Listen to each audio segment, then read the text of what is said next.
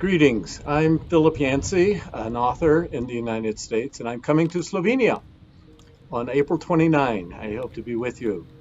I've not been to Slovenia, but I live in the state of Colorado, which has most of the high mountains in the United States. So I'm looking forward to comparing my mountains with your mountains. I've climbed about 60 of the tallest peaks in Colorado, and I love nature. I love the beautiful world that God has given us. I also love the church.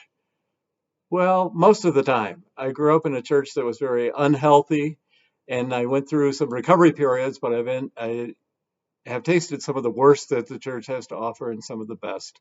And I love going to other places and meeting believers that we already have so much in common.